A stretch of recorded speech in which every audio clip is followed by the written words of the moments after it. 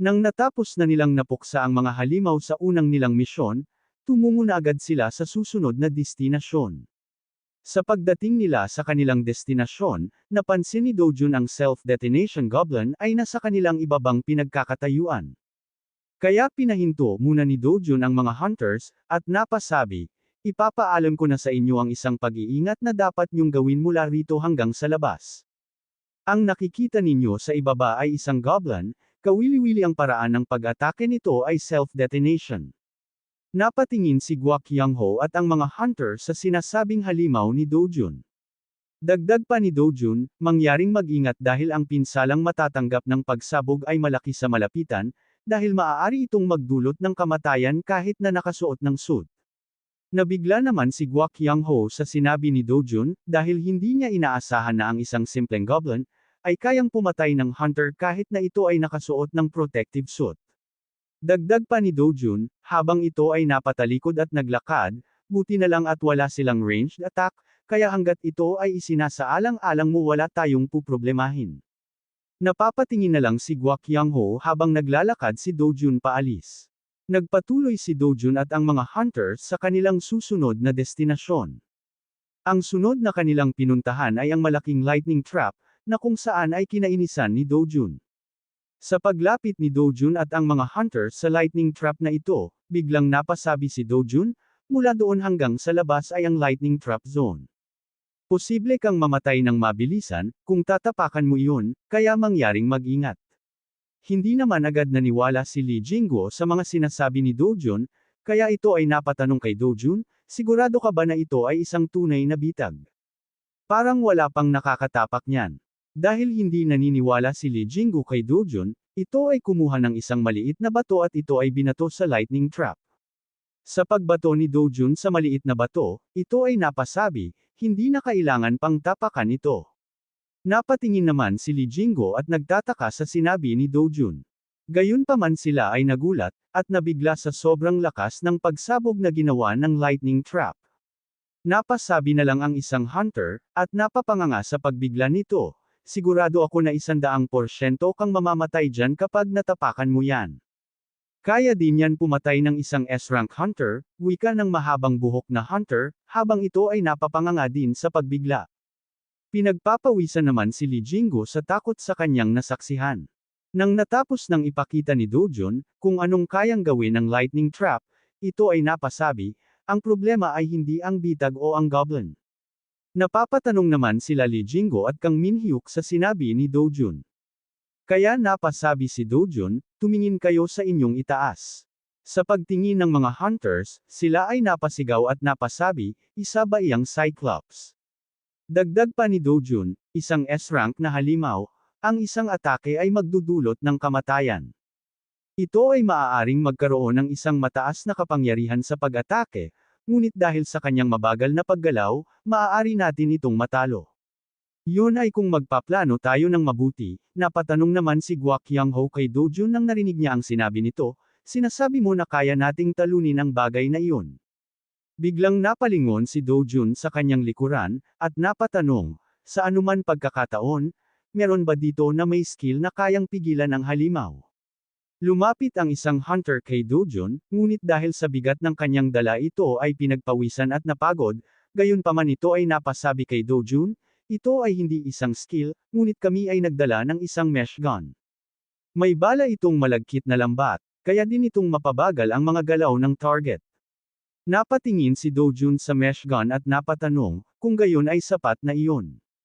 Ilan ang net natin? Sumagot naman ang hunter, wika ni Tu, meron tayong 6 na kabuuan. Iyon ay marami, wika ni Dojun. Dagdag pa ni Dojun, habang ito ay napalingon at napatingin sa likuran ng Cyclops, kung gayon. Simulan na natin ang paghunting. Nang napagpasyahan na ni Dojun na sisimulan na ang paghunting ng Cyclops, tinawag niya ang mga leader ng pangkat, at ang mga hunter, para sabihin kung anong plano ang gagawin nila, para mapuksa ang malaking Cyclops.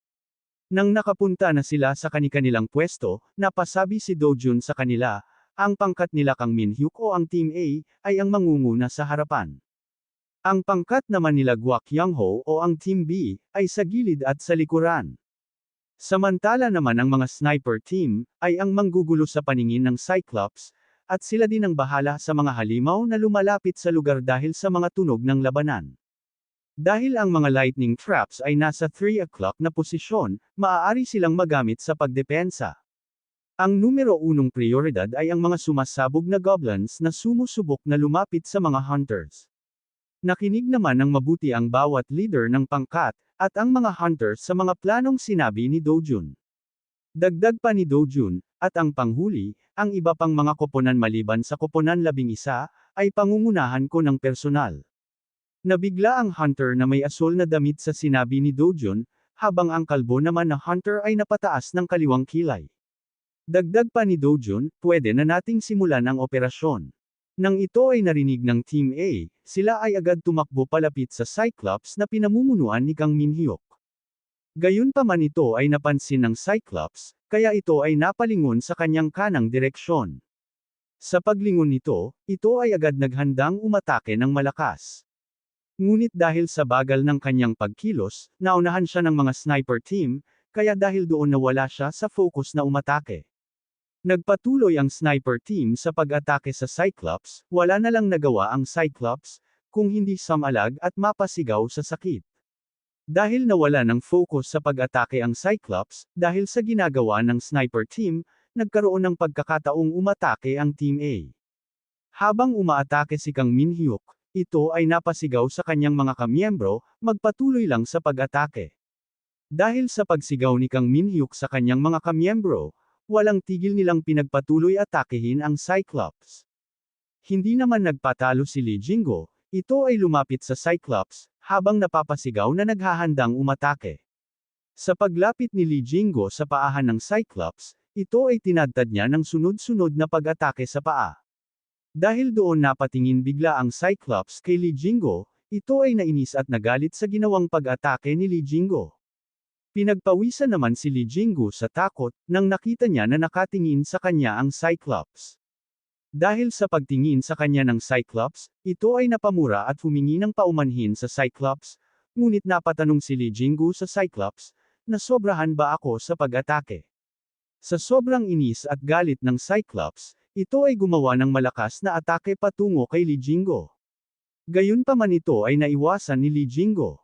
Gulat namang napapamura si Lee Jingo, dahil sa lakas ng ataking ginawa ng Cyclops na halos nabungkal ang lupang tinatapakan niya kanina.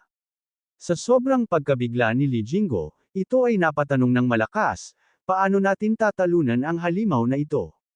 Dahil nawala sa focus ang Cyclops, nagkaroon ng pagkakataon ang Team 11 na umatake, kaya ginamit nila ang mesh gun sa Cyclops, na tumama sa hita at paa ng Cyclops. Nabigla naman ang Cyclops sa pagtama sa kanya ng malagkit na bagay sa kanyang hita at paa. Napasigaw naman si Kang Minhyuk ng malakas, ayos. Nahuli ang kanyang paa. Natuwa naman si Guak Youngho sa kanyang nakita. Dagdag pa ni Kang Minhyuk sa kanyang isipan, habang ito ay naiinis sa Cyclops, ngayon ang aming pagkakataon. Tumalon-talon si Kang Minhyuk patungo sa uluhan ng Cyclops. Habang ang Cyclops naman ay hirap na hirap sa pagkilos, dahil sa malagkit na net na tumama sa kanyang hita at paa. Sa paglanding ni Kang Minhyuk sa uluhan ng Cyclops, ito ay napasabi sa kanyang isipan, habang naghahandang umatake sa mata ng Cyclops, maaari kaming manalo basta't mabubulag ko ang mata nito. Tatapusin ko ito ng isang atake. Napansin ng Cyclops na parang may bagay sa kanyang uluhan, kaya napatingin siya sa kanyang uluhan. Nakita niya na may isang tao na naghahandang umatake sa kanyang mata. Kaya ginamit niya ang kanyang kaliwang kamay para ito ay dakmain. Nagulat si Kang Minhyuk, at hindi inaasahan na siya ay agad makikita ng Cyclops. Ngunit biglang dumating si Han Minji, para protektahan si Kang Minhyuk, at napasabi, mag-focus ka sa iyong layunin. Napapanganga na lang si Kang Minhyuk sa pagdating ni Han Minji. Inatake ni Han Minji ng espada ang kamay na magdadakma sana kay Kang Minhyuk. Napasigaw sa sakit ang Cyclops sa ginawang pag-atake ni Han Minji sa kanyang kamay. Galit namang napapangiti si Kang Minhyuk kay Han Minji, dahil sa pagprotekta sa kanya. Habang naghahandang umatake si Kang Minhyuk sa mata ng Cyclops, ito ay napatanong kay Han Minji, sino nagtuturo ngayon? Sa pag-atake ni Kang Minhyuk sa Cyclops, ito ay napasigaw ng malakas sa sobrang sakit. Bigla namang napalingon si Lee Jingo sa kanyang likuran, dahil sa ingay na kanyang naririnig, ngunit ito ay napatanong, ano iyon? Ang naririnig pala ni Lee Jingo, ay ang mga halimaw na lumalapit sa kanila, dahil sa ginagawa nilang ingay sa paglaban sa Cyclops. Gayunpaman bago pa sila makalapit, ito ay pinagbabaril ng mga sniper team, na pilit na lumalapit sa mga hunters na nakikipaglaban sa Cyclops. Ngunit sila ay napasigaw, masyado silang marami. Kaya dahil doon ni-report nila kay Dojo na imposible nilang maharangan ang mga halimaw. Tinawag ni Dojo ng Team 11 at napasabi, gagamitin natin ngayon ang lahat ng mga supply dito sa oras na ito. Huwag magpigil at ubusin ang lahat. Sa pagkarinig ng Team 11 sa sinabi ni Dojun, kinuha nila agad ang kani-kanilang armas. Ang bawat miyembro ng Team 11 ay may hawak na machine gun at rocket launcher.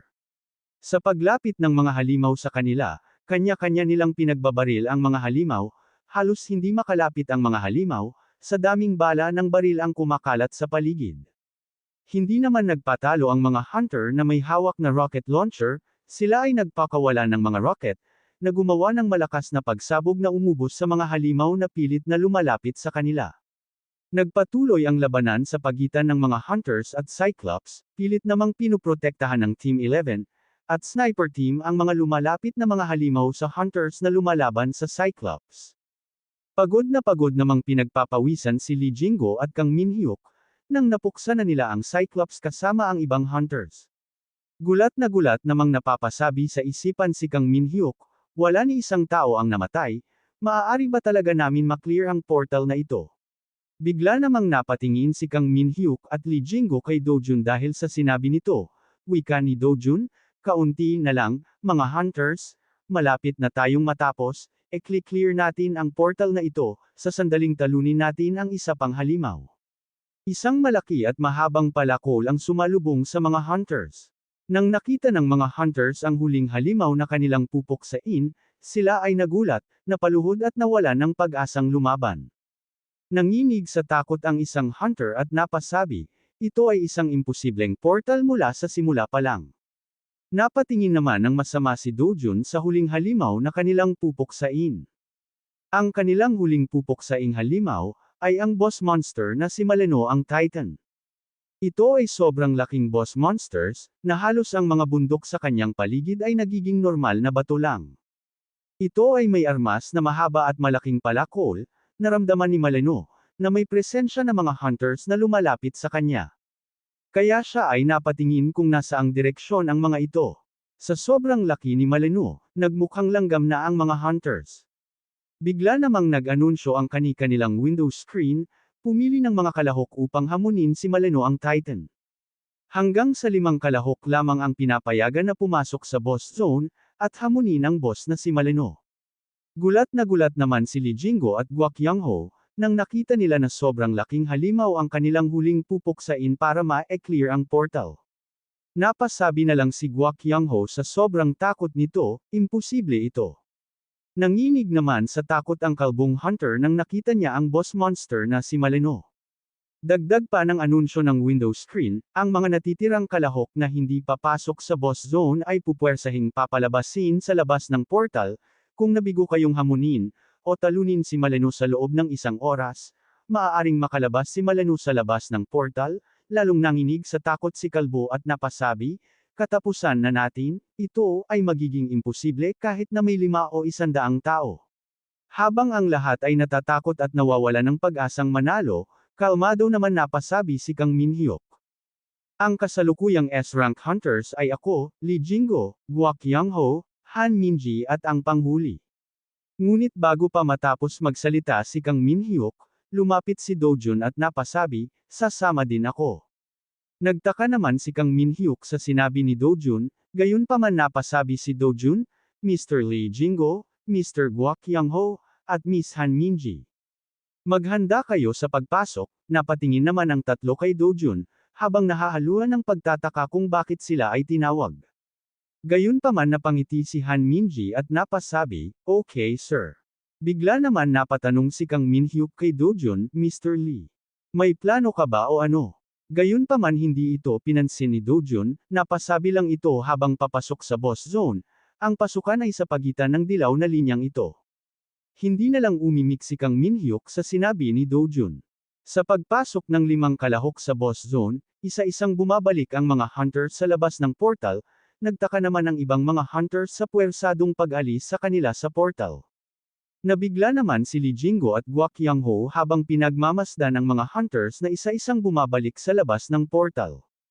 Bigla naman napasabi si Guak Yang-ho, habang nanginginig ang kanyang kaliwang kamay sa takot, ang layunin natin ay patagalin ang laban. Ipapaubaya natin ang natitira sa Hunters Bureau, napasabi naman si Lee Jingo, habang napapapikit sa takot, yun ba ang plano? Ang gusto ko sanang sabihin, ay gusto kong kumain ng rice soup at soju pagkatapos nating manalo dito. Dagdag pa ni Guak Yang-ho habang ito ay nanginginig at napapaiyak, hindi ko ito pagsisisihan dahil ibinigay ko ang lahat ng aking makakaya. Napalingon bigla si Lee Jingo kay Dojun at napatanong, bakit ka nagsusumikap Mr. Public Official, kung hindi ka naman isang hunter? Sinagot naman ito ng seryoso ni Dojun, wika nito, dahil wala akong maisip na paraan para matalo ang bagay na iyon kahit anong pilit ko. Nagtaka naman si Lee Jingo sa sinabi ni Dojun, dagdag pa ni Dojun, kasama ang 5 hunters na hindi kasama ang aking sarili. Napalingon at napatingin si Kang Minhyuk kay Dojun at napasabi sa kanyang isipan, huwag mong sabihin sa akin na nag-iisip siya ng paraan para matalo yan. Dahil sa pagpasok nilang 5 sa loob ng boss zone, nabuksan ang selyo ni Maleno. Napasigaw bigla si Guak Yang-ho, magsisimula na. Napapaiyak naman si Lee Jingo sa takot, napasabi na lang ito, paalam sa inyong lahat. Ginamit ni Maleno ang kanyang kapangyarihan, dahil doon hindi pwedeng gumalaw silang 5, at hindi nila pwedeng gamitin ang kanilang mga skills. Dahil sa kapangyarihan ni Maleno, hindi makagalaw si Kang Minhyuk.